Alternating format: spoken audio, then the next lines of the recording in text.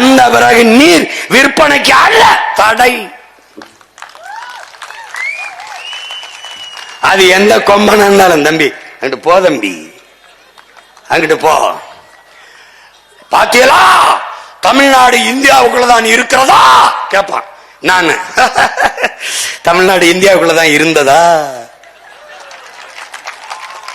தர்க்கத்திலே நாங்கள் எடுத்து வைக்கிற கருத்தியலிலே மோதி வெல்ற கட்சியை களைச்சு விட்டு போறோம்டா.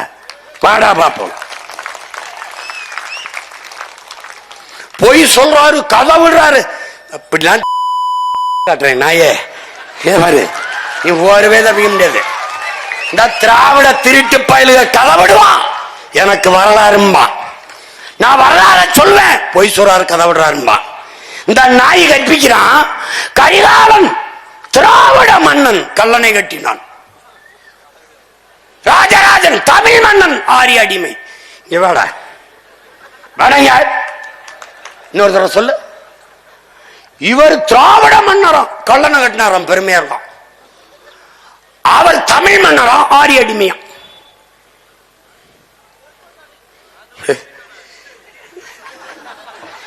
பைத்தியக்காரன், நானும் 15 வருஷமா நம்பி தெரிஞ்சுடா. என்னங்கய்யா அன்பு தென்னரசு மட்டும் நல்லா சிரிப்பாப்ல. ஏன்னு கேளு, எனக்கு முன்னாடி நின்றுகிட்டு இருந்தாப்ல.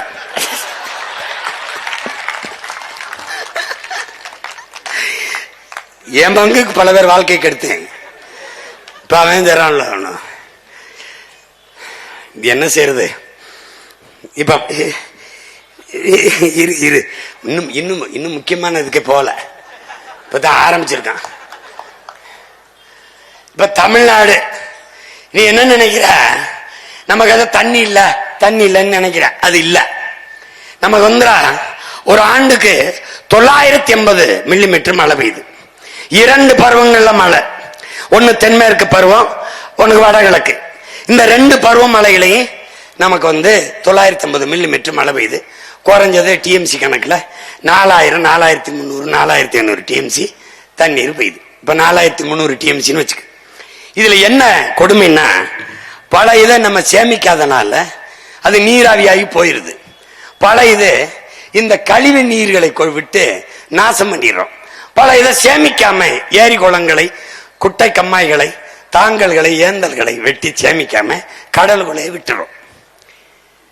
இப்ப எப்படி சீமான் சரி செய்வ? 950 மில்லிமீட்டர் 1000 டிஎம்சி 1100 தான் எனக்கு அதிகபட்சமா பயன்பாட்டில் இருக்கு. அப்ப நான் என்ன செய்யறேன்? இன்னும் ஒரு 500-600 டிஎம்சியை சேமிக்கிற வேலையை செஞ்சுட்டேன்னா நான் எவனுகிட்டையும் கையேந்தி தண்ணீருக்கு நிக்க வேண்டியதில்லை. அப்ப நான் என்ன சொன்ன, அதிகாரத்துக்கு வந்தவன கர்நாடகால இருந்து எனக்கு தண்ணி தராதேன்னு சட்டசபையில் நான் உச்ச நீதிமன்றத்தில் ஒரு வழக்கு எப்படி போடுவேன்?